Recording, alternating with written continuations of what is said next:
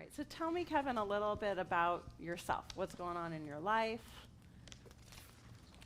Wow. So I just raised my hand and I had no idea. Okay, good. And they don't exist. Thank you. What's going on in my life? We just bought a new house and moved. Congratulations. And everything's there. And people Yeah. say, are you moved in? It's like, no. Our stuff's just there. So you said we.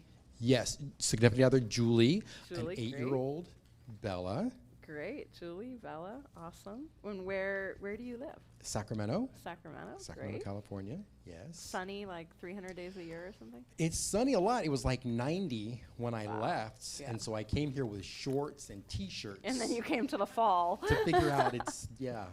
Yeah, it had been sunny like that yesterday. So, yeah. Yeah. Or maybe the day before yesterday. So yes, I live in Sacramento. Okay, great. I'm an aspiring coach, Okay, great. and I make a living doing mortgage and home loan. I've been doing that about 18 or 19 years. Yeah, we talked on the phone recently. We did. Yeah, yes, I remember that. Yes. Great. Um, So after we're all done, I'll talk to you about the mortgage I need to get, okay? Sure. Any questions you have?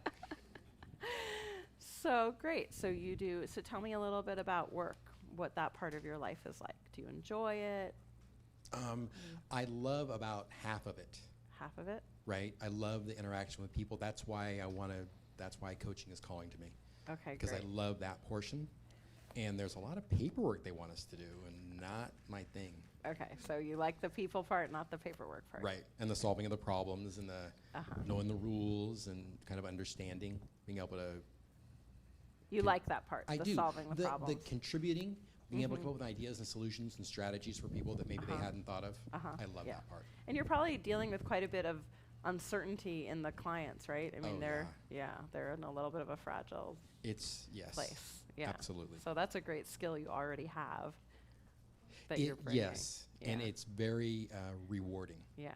to have Because for clients that everyone, just- money is such a trigger, and you're dealing with kind of a And it's Yeah. it's an emotional roller coaster, right? Because Yeah. it's not done till it's done. uh-huh. And it's wonderful to be able to get people in the beginning, and they're like, well, what about this? What about that? And you kind of listen, I'll tell you all the snags, and I'll tell you when you should worry and when you don't have to. Yeah. So relax until I say, this is a problem we need to solve. Outside of that, it's all going to be fine. Great. So you like that leadership in a sense with the process. Yes. That's great. So tell me a little bit about Bella's your daughter? 8 years old. 8 years old. Great age. Yeah. She's pretty much the center of my little world. Yeah. Aw, Yeah. Yeah. I was playing hockey in South Africa, and the next day I came home, she was born. Wow. And I quit playing hockey, and she's been very So much. what does that mean? I was playing hockey I in South Africa. You're a played professional. rink hockey, roller hockey, as an Uh-huh. amateur for the United States. Wow. So I was on the world team at Worlds in South Africa, Wow. and so then I came home, and now and she's been the focus of my life. And it was right. I'm in the mortgage business, right? So that's right as the meltdown happened. There really wasn't any business. So she just had all of my time. We would 5 days at the park, 6 days at the Lucky park. girl. Yeah, Yeah, that's great. yes. That's great. Kind of a beautiful situation. That's great. And you're married? Not married. Not married. Not married. Oh, so Committed. Julie is Significant other. significant other, not Bella's married. mom. Bella's mom might as well be married, but not married. Wanted kind of a disclaimer to be. Oh, clear got in our it. Just to be communication. clear. Okay, but she Yes. is Bella's mom. Yes. Great. Okay. Yes. Got it. And is that an important thing for you that you're not married? No, I just feel like if I don't start with that, then we wind down the road in our conversation. And then I'll be confused about Exactly. that. Okay. So any goals around Bella or Julie that we want to kind of note either for today's session or future sessions? Anything you want more of or that maybe you want for them? Wow. I think that they're great. I think that my relationship with Julie has its ebbs and flows. So I'd like to make sure I pay attention to that and focus on that and, create more passion and maybe listen better and those things that as a fixer I don't necessarily do a great job of. Okay, so fixer, so that's kind of your mode of being. A little you like bit, to yes. fix things? Yes. Okay. So create more passion, more communication. More connection. Okay, great. And is she on board for that? Like, is she similar to you in terms of growth or? Yes. She is a area manager for a mortgage company, so she's more of a boss than I am. Oh, wow. And So so two that's fixers. right, and that's kind of a hard dynamic for me to take in sometimes. Uh-huh. Is she your boss or just No, everybody's? Just kinda- everybody's boss, and it's kind of hard to turn off that. I feel like it's a masculine role when she comes home. Uh-huh. Does Yeah. that make sense? Sure, yeah. Also, motherhood, is a role that often people get confused because the maternal is so loving and embracing, but also it needs to have clear boundaries, guidelines, focus, direction. So there's a lot of that. We could call it a more masculine energy that comes with motherhood that is sometimes surprising for a couple. Wow. So it's a different way to look at what a mother has to do when she comes home. She can't just relax, maybe, like if she didn't have children, because now there's this whole other world to manage. I hadn't looked at Thought that. of that, So yeah. thank Being you. a mom of 5, Yeah, I'm you might have pretty a little aware of insight that, there. Yes. that managing role. hmm But that's important that you would like more relaxation maybe from her, more, what would it be like if you wanted a little more of less of the fixer, like you called it masculine, like what would be the quality you'd like to enjoy more together? Maybe a softness. A softness.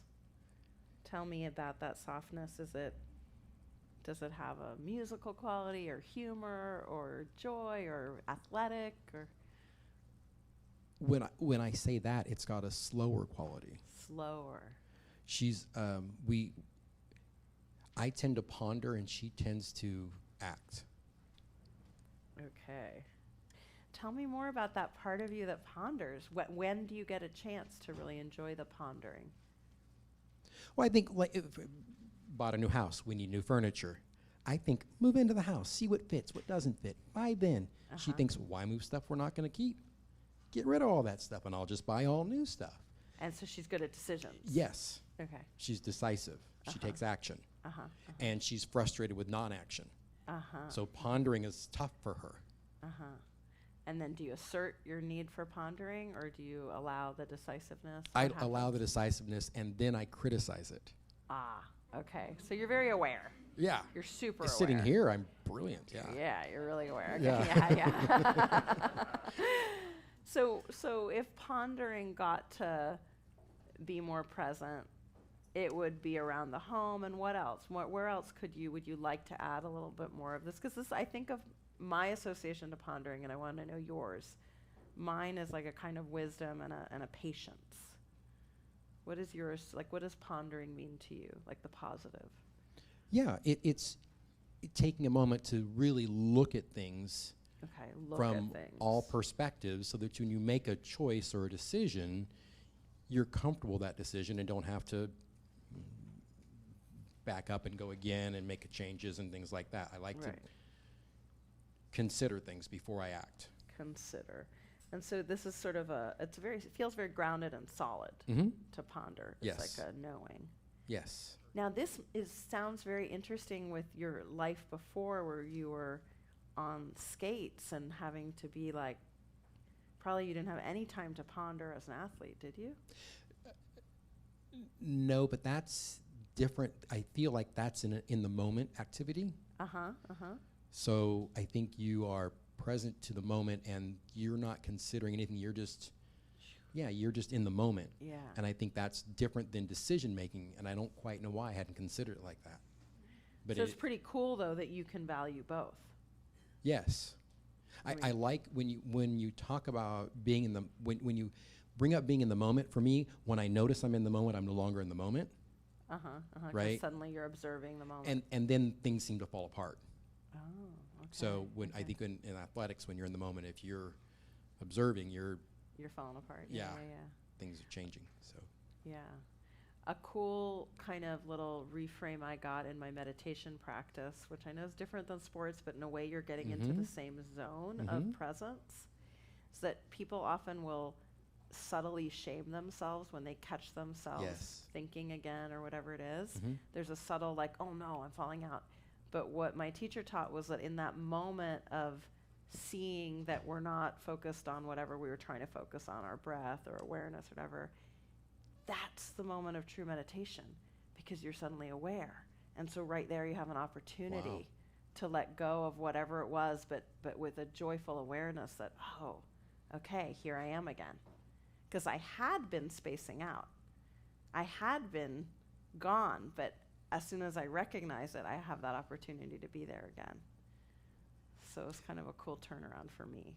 Can you say it again? Yes. So I'll just use it in meditation, and Of you course. translate it Yes. to the parts of your life that work. So when you're meditating, often you're, let's say you're doing a meditation focused on the breath. Mm-hmm. And so you're very in the breath, focusing on the way it's moving in and out of you. You might be counting the breath, whatever. Oftentimes, a meditator will catch themselves having spaced out and thinking about what they want for lunch. Yes. And most people then suddenly criticize themselves a little bit, like, you're not getting this. This is so hard, whatever. But if instead you go, oh, right now, this is true meditation. I've caught myself, and I have a chance to be aware again of my breath. A second ago, I was off in La La Land. Right. Now I'm here. Thank you. So that's just, it reminded me of what you were saying about, like, when you catch yourself observing, you're suddenly not in the moment. But maybe you're even more in the moment. You know, something to ponder. Something to ponder. That's something to think about. Sure, yes. That's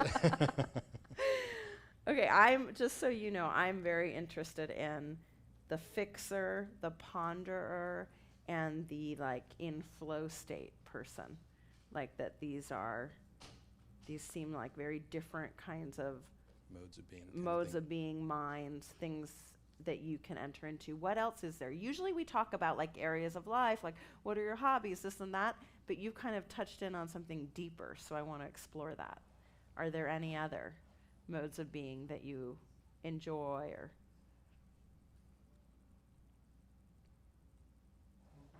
I mean, no, that's Those kind are- of those are the the three yeah, as top far as ones. modes of Okay. being and how I spend Okay. my Okay. So when is the fixer the most happy? solving problems when I'm At work? At work, At work, usually, solving problems. even around the house. You know, when you're putting things together, making things work. You know, just Okay. in that. Yes. Yes. Okay.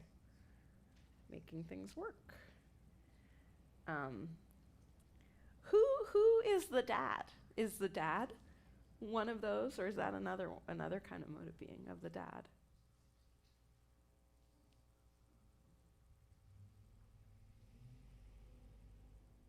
I think a lot of times the fixer. I think one of the best roles I feel when I'm with Bella is we go out and do things, and I like to see things and show things, and I love that she sees, you know, a ladybug on the branch that's way over here, and we spend quality time in nature and kind of out and about. So that sounds like a little bit of the action-oriented of the fixer, but with the ponderer. Yes. Because you're observing and That's why enjoying yeah. the moment. Mm-hmm. Yeah, that's cool. So can you do that with Julie sometimes too? Like bring that in to your time together? That We don't as much anymore. We used to some. It's not her. It's slow for her. She tries to slow down, and she'll spend some time with us in that mode. But that's not her natural. Because I think it takes time to see things, or at least in my world it does. Okay, Yeah. gotcha.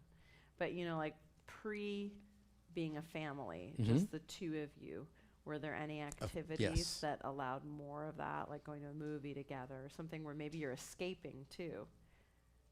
Are there any things like that that she enjoys or that you'd want to bring in? I'm kind of looking for any little goals to do more of with her that could bring in more of these modes of being that Well, you I think enjoy. yes. I think that time in nature. We've done, Tony Robbins and other things together. Those things I think were great for our relationship. And So she likes going to events Yes. that are very action oriented. Yes. Do you guys do any sports together? Do you bike or hike or something where there's movement? Not really. We go out together. Uh-huh. She's very social, so we'll go Okay, to, very you know, social. parties and dinners and things like that. That's her recharge, and mine is to quiet down and go to nature. So we kind of have to like Okay. balance them out. Like I need a break after we go out. Yes. Is my Does Yeah. that make sense? Yeah, oh, absolutely. I know. I am a family of introverts. Oh, So okay. we all go out, have a great time, then we come home and we all cocoon for a couple hours. Then you do get it, yeah. I do get it. Yeah, Mhm. yeah. Because it takes a certain kind of energy. Mm-hmm. Yeah. And other people, like for Julie, she loves being out. Like that's That her. recharges. That recharges her. Yeah. It'll be interesting to see how your daughter. What Yes. What her tendencies will be. Yeah. Yeah. Have you noticed anything yet? I mean, some people are just very balanced. Like you seem pretty balanced because doesn't sound painful for you to be the social, and your No. work is social. Right. No. No. I'm what I call a situational extrovert. Yes, me too. Right. I would. Yes. Yes. Yes. Obviously. Right. Yes, I'm a Yes. situational extrovert. Yeah. Yeah. And actually, like the way I've described myself is sometimes I'm the last person to want to go to a party, but then I'm the last person to leave the party. Sure. So it can kind of sometimes kick in me. So does it sometimes kick in you? And is that when you and Julie are at your best socially? Or Yeah, we have a good time when we go you out. do have a good time. Yeah. Okay. We have a great, good time when we great, go out. Great, great. Yeah. Okay, so kind of the goals I'm hearing from you in the relationship is you said passion and communication and connection. So tell me what that would look like if we were to make a goal. Would you like to have Sunday mornings in bed with your wife that you made happen? Or a passionate date? Or what would that, any kind of passion goals? Or am I going, you can say next question. Well, no, I think that you asked the question because it should be asked. Yeah. Okay. I would think that the date night and actually putting the effort into creating it, right? That's Good the part point. that I tend to miss. Okay, It's like- effort to create date. Yeah. Like I go out, but I don't really create the going out. She creates the going out. Okay. Yeah. And so you would like that, and do you think she would like it too if sometimes you took charge sure. in that way? That might give her fixer a chance to rest also. Yeah. Yeah. Maybe it's a muscle that's, yeah. Yeah. Okay, cool. That's great. Okay, so that could be even, this week we could set a mini goal for brainstorming one amazing date that you do when you get home to Sacramento. It can be an hour-long date. So my wheels are turning. First Mhm. homework assignment. Yeah. Okay. I'm So sensing. what in the past has been an amazing date that you would want to repeat?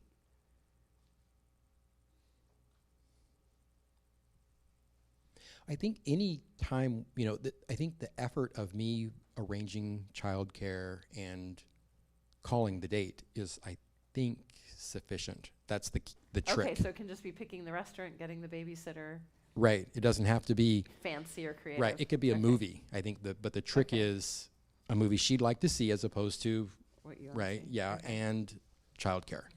Okay, great. So that sounds easy. Talking about this very,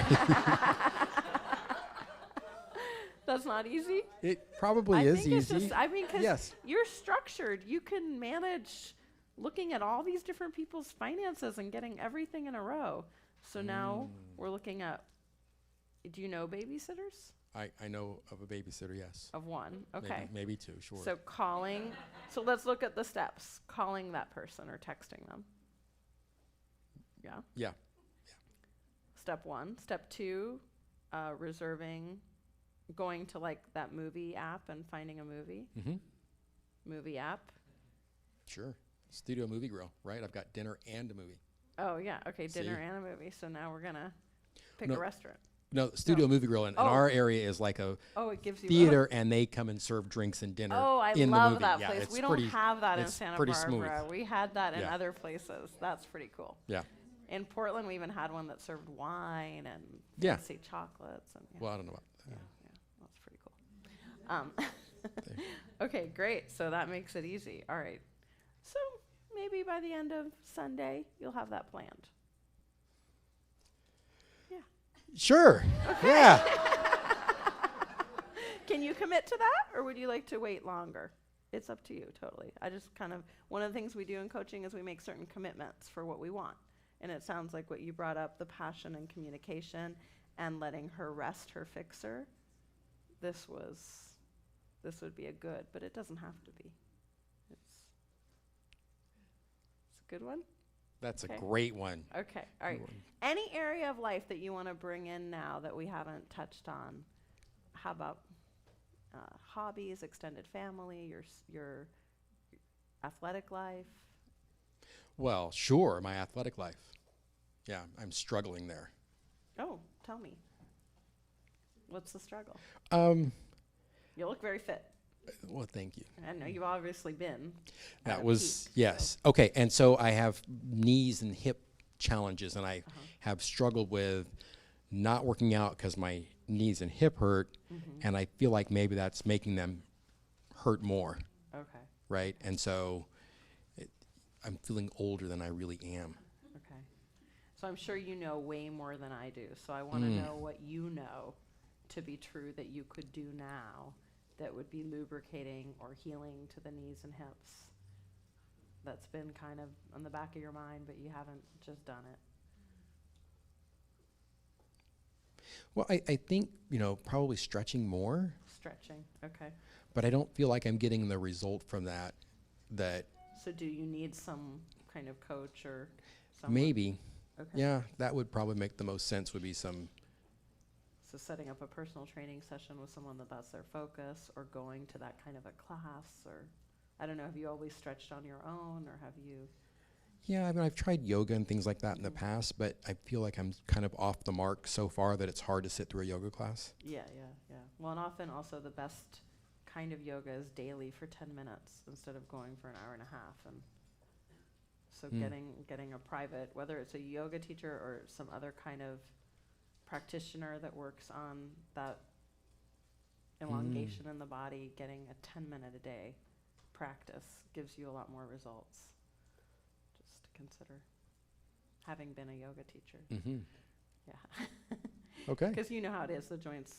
That's what I was saying. I think you know more about this than I do, but the joints need to be lubricated, is my guess, and you sit for a long time. But you still exercise, right? You look very fit. Not It kind just of. comes from being an athlete. Well, yeah, I don't.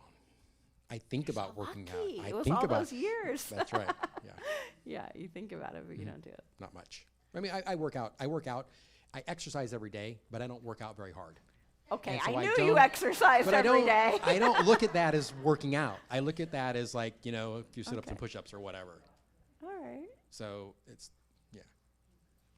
So is there maybe a tendency to discount something that comes really easy and naturally for you? Sure. Yeah, because that is a strength. So I just kind of want to, in coaching, notice like it's a strength that you continue to take care of your physical health, even in this way that you feel is rather small, but it's still part of your life. Okay. Yeah. So my guess is there's also things you do with Julie that take care of the relationship that we could notice. That might become part of coaching, just to kind of notice more what you do every day, whether it's a compliment or the way you greet her, or I don't know. What do you mean might become part of coaching? If we were to continue coaching together, Mm-hmm. which I hope we do, we want to notice what's working and what you want more of, and also where maybe you've not been seeing that and you want an increase. So a lot of the work we'll do is set goals in all these different parts of your life and then take actions like the date night to start bringing them into reality. And so I'm just kind of wondering, because you seem like a pretty attentive person to detail, that, I don't know, I'm guessing here, I'm just hallucinating that you do say nice things to your wife, you do have certain communication strategies you're already using. Yes. Yeah. Of course. Yeah. Yes. Yeah. So it's Okay. good to know that. It's good for me because I'm not a mind reader. I'd love to know what those are that are working.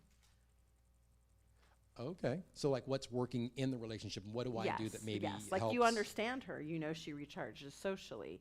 You know that she likes to move kind of quickly through things. You notice these things. Mm-hmm. So that would be a skill you have to really notice where someone else is at. Okay. Yeah. Yeah. But I'm confusing you. well, I want to make sure I'm taking this in the right Yeah, yeah, context. Are we yeah. in my relationship or are we in a coaching conversation? We're still in my relationship. When you say I Well- notice these things, are you saying them in my relationship? Am I? Well, you and I are in a coaching conversation. You and I are in a coaching conversation that's touching on this area of your life, of Right. relationship and work. Yes. And now we haven't talked about your, the word you used was you're an aspiring coach. Tell me about that part of your life now. Okay. This is something that I've been wanting to do for a long time. Mm-hmm. It's what I love about my business. Mm-hmm. And I feel like now is a great time for me to transition into, I've rearranged my business so that it doesn't take as much of my time. Nice, yeah. And so I've done that to set aside time to learn more about coaching and to transition into coaching. Great. Yeah.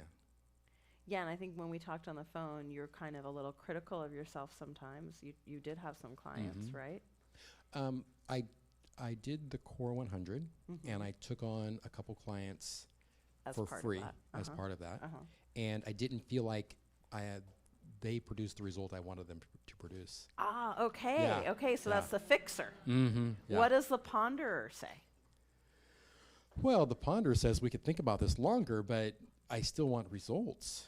And I Okay. get that was what I wanted for them, not necessarily what they wanted for them. And but it was discouraging to me because come on, I watched Tony on stage and Yeah, no, but you're watching also videos of Tony on stage. I've watched Tony on stage. Oh, you watched him on Yeah, stage yeah, we too. went But it's on stage. I totally get this. you get it. Sometimes it's a little different slower world. than it appears, and it's a different situation because And people have a build completely up about what different he's going to do leverage. for them. Yeah. Now, also when people are paying you, it's a different leverage for them to create change than when you do it for free. True. Yes. Yeah. There's lots of things like that. So I think looking at healthy leverage and positive leverage when you're working with someone might be very helpful to you. Mm-hmm. To think, what does this person like? Let's make sure what they want is really what they want. So it's not what I want for them, so that they Yes. take the change. Yes. They make the changes. They Take follow the the action. homework. And Mhm. yeah. Because I think that's like, I think the ponderer should come in at least for part of every coaching session and allow that slowness and that noticing to happen like you notice in nature with your daughter. Think of the interaction with the client like you're watching nature just evolving. They're slowly learning more about themselves. And there's a joy in that pondering. You know what I mean? Yes. Yeah.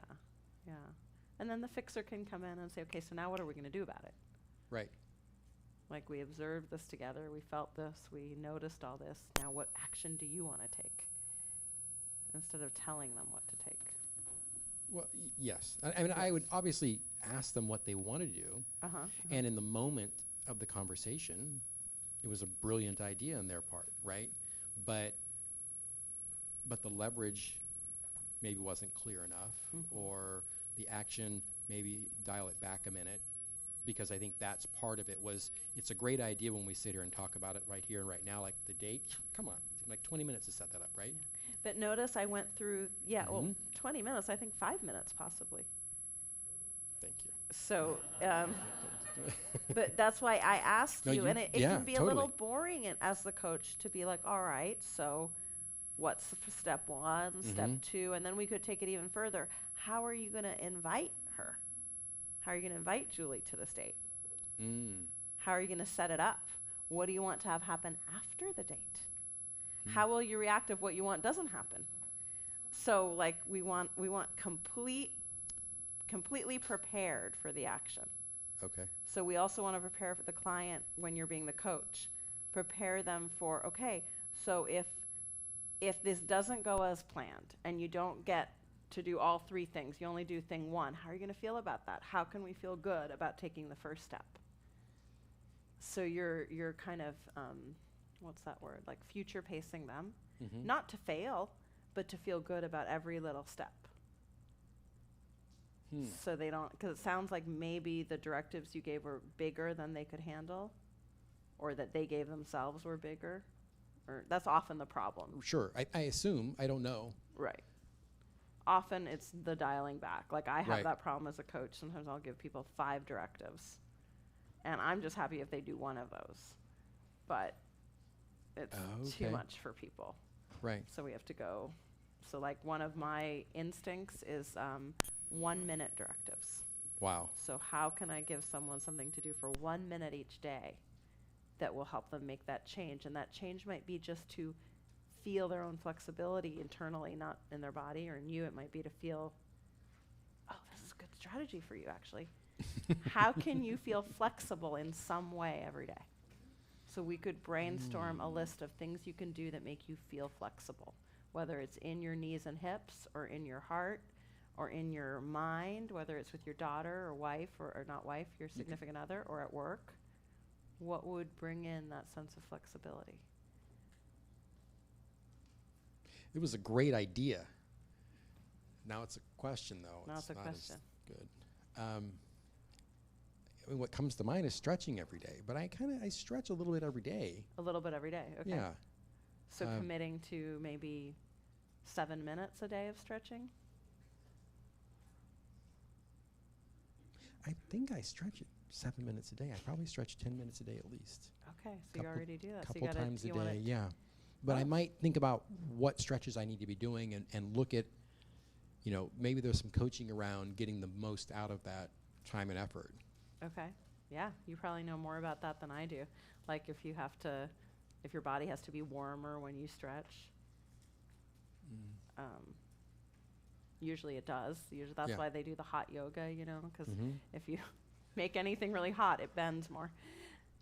So, not that I recommend hot yoga or anything, but that's kind of the premise. premise, yeah. Mhm.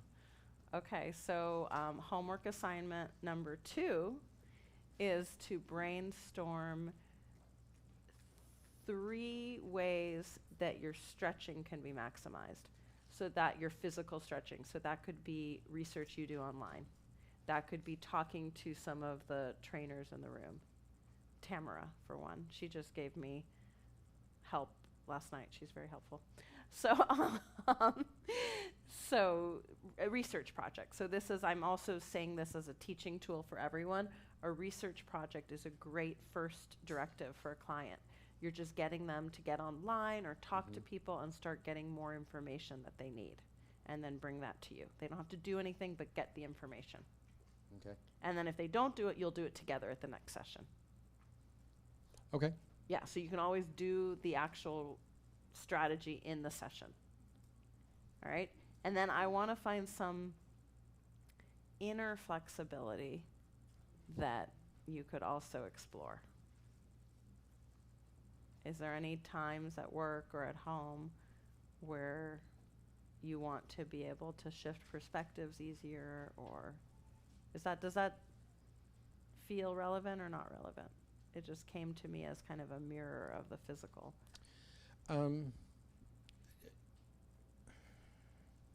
It doesn't write off, but it Doesn't, may okay. as I think about it. It just doesn't Okay. in this. So let's just drop that in. Would Mhm. I like more of an emotional kind of flexibility, or am I good with that? I'm already very flexible emotionally. Wow. Emotionally flexible. Yeah, That was for some reason a different word. yeah. Um, So that could mean like you'd like to be able to shift states in a faster way when you want to. well, yeah, Yeah. Yeah. sure. Okay. Always, yeah. Okay. So it is something. Yeah, you I kinda hadn't, want, like I yeah. said, in my mind I was Hadn't, going, yeah. oh no, I'm pretty flexible, Yeah. but when you talk about state changes and things like that, I could definitely be. Okay. And I think the reason that I kind of came to that, so you get my processing, is Mhm. that when you have a really strong fixer mode, and a really strong ponderer, enjoyer of the moment, and also that fast flow state of the athlete. You have, and the open-hearted dad. You have all of these very strong kind of modalities. And so many times when we have that, it can feel a little bit difficult to switch when others want us to switch, or when life needs us to switch. Right. Yeah. So maybe next session we'll kind of explore that a little bit more, or just drop that in right now. That sounds good. That sounds okay. great. So I have this exercise I really want to do with you. Okay. Okay. And this is, I'm glad it's you. I think this is going to be really fun with you. It's a life story exercise. And what we do is in 3 minutes, we do it different times. So we start with 3 minutes where you tell me everything that you can from the day you were born till right now. And you can say it very linear, like I lived here, I lived there, these were my parents, whatever you want, or it can be whatever you want it to be. You have total control. If there's 5 years you don't want to mention, don't mention them. You're in control of it. Does that sound like something you're I'm up game for whatever you say. Okay. All right. So we start with 3 minutes from the day you were born till right now. Then I'm probably going to have you stand up and do something a little challenging, since you are a very kinesthetic, strong person. And we're going to do it in 2 minutes. Then we're going to do it in reverse from right now to you have to remember this. I'm just kind of giving you this. And then we're going to do it in 1 minute. So it's 4 little mini exercises. And it creates a lot of openness. It gives me a ton of information about you. And hopefully it will also bring you a few insights about your general life story. Okay. Okay. And is it supposed to be, you say, so it's linearly, it's time based? Yes, So it's time based, but you're in control. So whatever comes to you, and when you do it in different ways, things will drop away, new information will be added. It doesn't have to be exactly the same. We just go with the moment. It's a very flow state, whatever comes out of you. Okay. All right? And you should feel free to tap or stand up, whatever helps you to enter that quick telling of your life. Okay? So when you're ready. Okay. I've never had a quick telling. I don't know what will help me enter that. So yeah, like when I did it, I was like kind of like doing this. Okay. Like just to get rhythm up. But whatever works for you. Or you don't do nothing. You can be totally still. It doesn't matter. Okay. Let's just see what happens. It's fun. It's exciting. Yes, it is fun right. and exciting. Yes, I forgot for a okay, minute yes. there. All right. So Ready? 3 minutes from the, this is somebody else's phone. Can I have a timer? Why don't you be my timer, Kara? Okay. All right. On your marks, get set. Go. Great. All right. I was born in Fresno, California in 1964. I lived there for 3 or 4 years. Longer than that, I was 5 years old. My brother Greg, we were going to walk to see the movies. He's my older brother. We were going to sit on the wall and watch the cartoons. We were walking across the street. Motorcycle comes out around the corner, riding a wheelie. He sees me going to get run over. He runs and pushes me out of the way, saves my life, gets his leg run over and all messed up, right? Okay, so he saved my life first. That was just, okay. And then we moved to Baltimore, Maryland. Gosh, I can't remember the dates, but I lived in Baltimore, Maryland for a little while. My mom worked for the federal government and moved around to kind of get raises and work through anyway. Then moved back to California, house fire in the apartment we're living in. My brother Eric, everybody left. Brother Eric went back in and pulled me out of the fire. When I was little, I used to sleep in a dresser drawer. I was in the bottom drawer. So that was my brother Eric saving my life. My brother Mike was the oldest brother, always took care of us. I grew up when I was like 10, moved to Modesto, California. The only thing to do in town was to roller skate, so I started roller skating. My brother Eric skated speed. Greg did artistic, so I played hockey because they were older. I didn't want to compete against them. And I played hockey a lot and got to travel and Olympic Sports Festival and all those other things growing up playing hockey. And my first job was at the roller rink. Went through high through high school there. Yeah, okay. So first job was at the roller rink. It's the only job I had as a kid. Then I left for another job because I yada yada. Came back to the rink and lived upstairs so I could train all the time and skate all the time. So I worked at the rink, managed the rink, lived at the rink, and played hockey at the rink. And then got to travel and go to Italy and different places and play. And then, still living at the rink, had my son with his mother, Kelly, who is a phenomenal human being, and I was just too young and stupid to realize that. And so I have a son who's 32, 6'4", about 230. He's a big old boy, MMA fighter kind of guy, bouncer. And she used to come down and watch me train. Like, so they'd be down on the floor 3 o'clock in the morning, and I'd be just drilling and dribbling and stuff like that. And so then, we didn't work out. We split up. I still lived at the rink. Saw him kind of off and on. And then I was worked at another rink, managed a rink, bought a house. He came to live with me to finish high school because he was struggling in high school. I was dating a girl who was going to Davis, and so she understood science, and it was a great setup for him to actually get through school. Good job. Good job. All right, so now I'm gonna go even faster. And we're gonna make it to the end. Yeah. I make it to the end. No, you're gonna start again at the beginning. All right, good. 2 minutes, but go as fast as you want, as little detail or as much detail as you want from the beginning to The right now. same story, or I just kind of go. It's your life. It's the same story, man. I mean, you tell it in different ways. From the moment you were born, 2 minutes. And why don't you stand up? Oh, sure. All right. Go. Born in 1964 in Fresno, California. And brother Greg saved me when I was 5 or 6. Eric saved me when I was 7 or 8. Moved to Modesto when I was 10. Went through elementary school there. I had to go to kindergarten twice because it was different here than it was wherever we lived before. Not right. And then grew up playing hockey, lived at the rink, managed the rink, left the rink, came back to the rink, then lived at the rink and managed the rink. Have a son who's 32.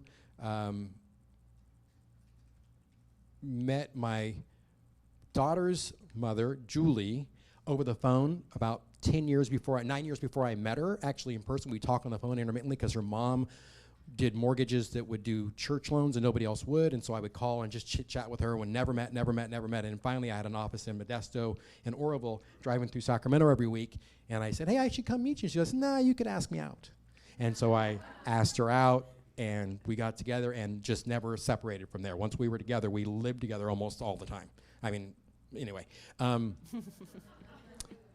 So and then went through the mortgage meltdown and the whole mortgage business, and my daughter was born, and been in the mortgage business ever since then. Been with Julie ever since then. Have a great relationship. She's a wonderful person. She's completely opposite of me, and so we balance each other out a lot, and we battle a little bit, right? Because she's stubborn.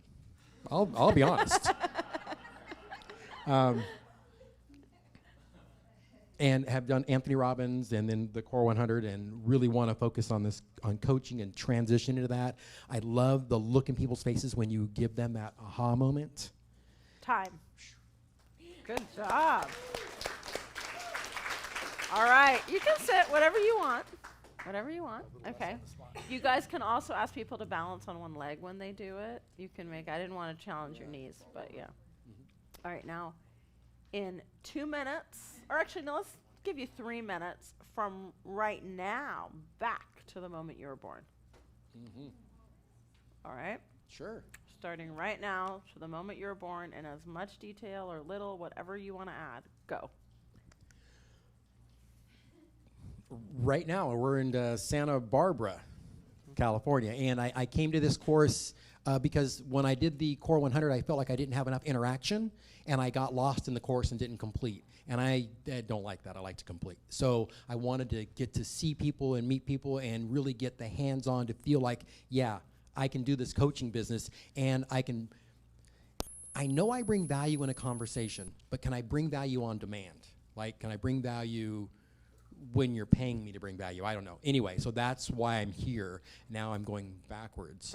It was, I didn't get very. Last year. Right, thank you. Last year, I've in the mortgage industry, I shifted my business to give most of my paperwork to somebody else so that I can do what I like to do and I have more free time to study. And then the year before that, I worked 3 years for another company that I wasn't in alignment with. And so I quit that job and went to work for someone who I was going to just run back to my own brokerage, but someone who really aligns with me, and my income went way up, and my free time went way up. So all of a sudden I realized, oh, duh, when you're out of integrity doesn't really work for me. Year before that, this is not that easy. Year before that, I spent 3 years working for a great company with great people, but we did not have the same values. Before that, I owned my own mortgage company, and we had about 40 people, and I was the broker, and so I got to solve everybody's problem. A lot of fun for me. Before that, I had Good job. Oh, halftime. Keep going. She's adding in the halftime. Come on.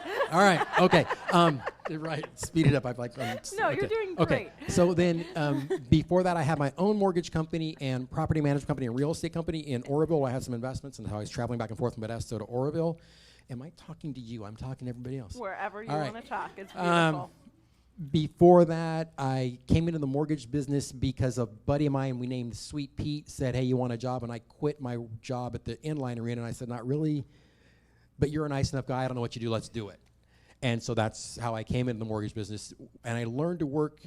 He gave me the rules and said, here, learn all the rules, and I would do all the really hard loans, and you do all the fun loans. And it was a great way to learn the business, right? Because you got to learn how the hard things and not starve. Because that's the other trick about the mortgage or real estate industry. Before that, I managed and was a partner in an Inline Arena. Before that, I worked at a car store for a year. Before that, I lived at the roller rink, managed roller rink. Went to work. I managed a roller rink in Stockton, which is like a really rough town compared to where I'm from, and realized that they're not all the same. Like towns aren't all the same, people aren't all the same. It was like really like we're not in Kansas anymore. Before that, I grew up in Modesto and lived at that rink, and everybody kind of did everything. Good job. One last challenge from the day you were born till right now in 1 minute. Okay. Go. Born in 1964 in Fresno, California, lived in Baltimore, Maryland, lived in Arizona, lived in San Francisco, lived in Modesto. Not really in that order, I'm sorry. Grew up in Modesto through most of my formative years, went to school there, high school, college there, moved to Sacramento to live with Julie after we started a relationship when the market changed, and have a son who's 32. Sorry, Brian, you got skipped over. Have Bella in 2008. Quit playing hockey when she was born. Went through the mortgage, yada, yada. Work in the mortgage industry. Love the work that I do, and am now transitioning into coaching, and I'm going to love that even more. I think you did that faster than a minute. All right, so now go in the future for a second. In a year from now. In a year from now? Yeah, why not? In a year from now, I'll have a very rewarding and comfortable, passionate coaching career. Woo. All right. Yeah. Good. I don't usually take people a year forward, but you're such a quick study. We had to. So what was that experience like? It was interesting, the things that I left off and added in and left off. Hard, right? I mean, somewhat like if you imagine doing this with a client, you can see how they have to find a lot of kind of resources to remember all that. Yeah, I don't know that was, I can totally see it when you say it. I don't know if I would have come to that experience without you saying it. Oh, really? Because I thought you said that a couple times. Like, whoa, this is hard. That's why I said well, it probably was when I was saying that. But I think part of being in the exercise is I'm not necessarily paying attention to what I'm saying in the exercise. Oh, good. So you get really in the zone. You're good at that. Yeah. I think so. Yeah. I mean, when you said it, I'm like, yeah, I did say that, didn't I? Yeah. It was kind of fun. It's kind of fun? It was Okay, kinda good, fun, yeah. good. Do you feel kind of more open, like a little more, like a lot of people feel like it makes them feel a little bit vulnerable right after, because like, whoa, I've just shared all that and you're doing it on stage. I just want to acknowledge it if that, No, I feel pretty comfortable with you it. feel pretty comfortable. Okay, so this is Yeah. telling me all these things about you that are different than a lot of people who I do this with. Like you're very comfortable in yourself and your life story. Yeah, I mean, it wasn't like we went into this deep, dark, Yeah, the no, I drippings know. of the drama. I or know, but it- there's it like was an just a- ease you have in Okay. the telling. A little more challenging to work backwards. Yes. That was interesting. Yeah, it Um, was funny because I didn't even really work backwards. I kind of went backwards and forwards and then backwards. You know what I mean? It's like the book doesn't read backwards. Right. Right? You can Yeah. go back a couple pages, Yeah. but you got to read forwards. Yeah, which is just interesting to notice. Mhm. I remember one lady I did this with totally forgot to mention her husband at all, and they've Was he been in the married like audience? 30 Yeah, years. that's No. what it's like So people leave out things like all the time that they're like, whoa. You know, sometimes people like Yeah. on the third retelling will mention a sibling they didn't mention before. So as your coach, I was very interested in these brothers, Mhm. these powerful brothers that risked their life for you. I I have a want to know little more sister. about them. And a sister. Yeah, she got overlooked. She was born in Baltimore. Sorry, lady. It's okay. Yeah. So how many siblings? I have 3 older brothers and a younger sister. Wow. So that's very powerful information, you know, to Mhm. know about these people and how key they were in keeping you alive. Right? Yeah. Not Yeah. a- And then it yeah. sounds like a strong mom who was working and taking care of you in the 70s. Yeah. Yeah. Yeah. Yeah. So all good information, right? So there's like a lot of places in future sessions where as a coach I'd be interested in exploring more.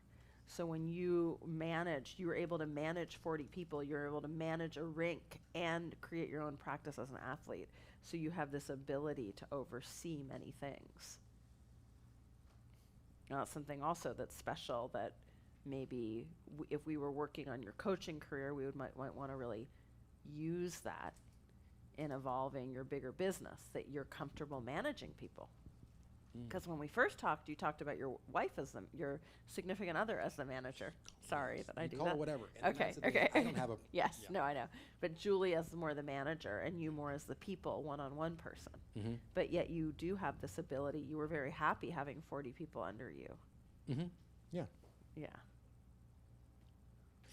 Yeah, I think that the piece of that that's interesting to me is there's about half of the business that I really like, right? And that is the problem solving, the work with people, to giving, direction and asking questions. And I liken it, I tell people that in my industry, I like to ask people questions that they didn't know they needed the answer to.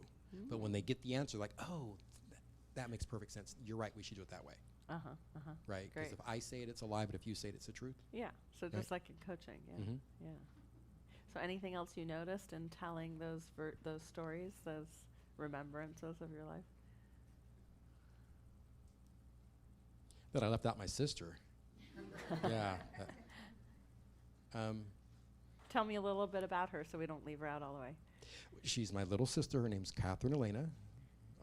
Goes by Elena, and she goes by Elena if you've known her longer than 10 years. And 10 years ago, she changed her name to Katie, Oh, which is interesting. Catherine, right? Yeah, After yeah, my yeah. grandmother's sister, my great aunt, Uh-huh. I guess. She is. She sells welfare. She Uh-huh. works.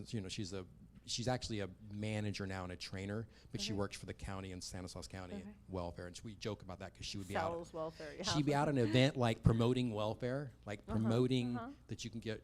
that and you I'm can like, get help. yeah, like, do you need to sell welfare? Come on, lame. Well, What I do guess you do. Yeah, Yeah. they pay you for this. Yeah. But she's great at it. She's passionate about people. She loves. She likes the coaching and talking too. I think that she would be really. It's sort of her, in her wheelhouse. And so do you keep up with your siblings? You all have families now? We all have families, but not as much as we used to. I think I was just talking with someone about this, how we used to get together at least, once or twice a month Oh, as a group, but now we haven't for the last couple of years. okay. But pretty consistent up till the last couple Yeah, of years. and I think we all love each other, and I think we get each other's jokes, right? You know, yeah. like, yeah. Yeah. So So- maybe that's like an area, like if this were really a first session, I'd be like, okay, I'd take a note like, yeah, maybe he has a desire to have even deeper connections with those siblings. You know, I'd just kind of note that down. You would be right. Yes. And then I was really just personally moved and interested in your immersion in the hockey and the skating and the way you lived there, managed it, worked it like it was everything, like you have no problem going full into something. Like I'm wondering if that's like a strength that you never even saw as a strength because it was just what happened. When you say it, I feel like it's almost as something missing, right? Like I tend to, maybe it's relative to hockey, but I feel like I dabble in life except for with Bella. Oh, interesting. Whereas with hockey, I was, Full in. yeah, I was clear. Maybe sometimes we do that for a while and then we have to shift because Yeah, we can't keep that up. Right. forever. Life Yeah. doesn't necessarily allow me to. Yeah, yeah. Are there any things you miss about that life stage when you were full in like that? Well, I mean, it's. I was crystal clear what I was up to. Ah, okay. That's Yeah. powerful. I don't know how many people can say that. I was crystal clear about what I was up to. Wow. Right. I mean, I was like, the day Yeah. was, am I working out? Am I hitting the gym? Am I skating? Yeah. What am I eating? It's all around. So- Very focused on your body and Mhm. what you're able to do. I guess Mhm. that's what all athletes. Yeah. And your son. Mm-hmm. Really cool to know about your son. 32 years old and 6'4", you said, Yes. right? That's Yes. pretty cool. Yes, he's a big boy, and he's Yeah. a He's a very, man. Yes, very kind heart and very sweet, and he has 2 new boys. So less you're a than a year old. grandpa I am a too. grandpa. Yes. Very cool. Yes. And do you go out and people think you're brothers? That, and if we go out with he and me and my daughter, They think he's the dad. yeah, Isn't that great? yeah, it's kind of an interesting. Like, so who are you? You know, Yeah, to me, yeah, I'm yeah, like, well, yeah. that's my daughter, and that's my son. It's like, Yeah. no. Look in the face. Look in the face. You see, it's right there. Yeah. I have a family a little like that sometimes. So Yeah. it used to upset my nephew when, because he's 18 years younger than me, but went bald really young, and so Mhm. people would think he was my husband when we were out, and he'd be Mhm. like, "Oh, this is so wrong." Yuck. Yeah. Yeah, that's great. Okay, so thank you so much. I mean, this was so powerful for you to be the person doing this because you handled that like just with a lot of energy and My pleasure. yeah, you haven't seen other people do it. For some people it's really difficult. So I'm glad you raised your hand and Yeah, Yeah. I am too. yeah. Yeah. Okay. All right. Okay. We're not ending until we get a commitment though for the date night. Commitment? What by when will you have it planned? I mean, it's only 5 minutes. 5 minutes. Yes. Yeah, Yeah. yeah. Well, I'll plan it before we leave. Perfect. Perfect. Is that sufficient? That's great. That's great. And then the research project on how to maximize the time you're already spending stretching every day, which was really 20 minutes a day. You said 2 10-minute stretch periods a day. You want more, I'm guessing, more flow in your body, more ability to maximize your workouts, and you feel that stretching, you said stretching was important. I don't care. You can sit on the couch all day. You look great. You don't, I mean, you look like you feel great too. It's about you. I just think you'll get a lot more results in your research than I would. I wouldn't know what keywords to type in or anything. Well, golly. Golly. Golly gee. Golly gee. But there is a resistance, huh?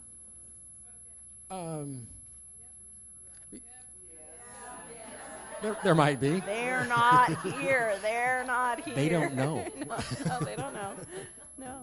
Yeah, there is, because I feel like I've put forth effort to figure out and manage, and I still have pretty good pain in my hip. and my knees sometimes. And so that's frustrating to me. I'm not used to not getting the results. So maybe research isn't actually the right tool. Maybe you've already done that. You can tell your coach, I've already done that. I've already researched it. So Well- now I need something more than research. Okay, but yeah, but my point is that I don't have a solution, so I'm not clear what other solution. So I would say to you, I mean, there's always more research. So But when I we do- really want something, we put more time into finding the answer. So it's either another person, more research, more just focus and awareness. You could experiment. Like for 1 week, I'm going to do saunas and then stretch for a full hour. The way I want to stretch my body, not the way a yoga teacher wants to, because I know my body. And it's going to be an experiment. That would be another kind of way about it, just to experiment on yourself. I don't know. That was good. Yeah? It was really, no, because it gives me options, and then, Yeah. as in any good tennis match, it volleys back to Yeah. me. Yeah. Yeah, but I'm also very, very aware that you're much more of an expert on the physical body than I am. You On have my been body. on your body, Yeah. but in general on other people's bodies, because you've been an athlete. So like if there was a person here who wanted to know how to roller skate or run or do something like that, I would probably turn to you. So as your coach, I'm not going to start acting like I know the truth for you. This is what you should do. I'm going to explore these options while really knowing that you know more than me. But there is some resistance. So I might ask, is there a fear that you won't fix it, that you're stuck with this pain and you don't want to know that? Or is there... That's interesting. I don't believe that. I hadn't even considered it until you said it. Okay. You know, to me, there's a solution. I just don't know what it is, or I Okay. haven't found it yet. Okay. So then researching it till you finding it or experimenting might be good. All right. So we'll just drop that in as a little suggestion, and you tell me tomorrow if you're going to or not. Okay. I don't need a commitment today. Okay. You could email me. All right. All right. Email me what's going to happen on that front. Okay. Okay. All right. Great session. Yes. Thank Yes. you very much. Oh, I'm gonna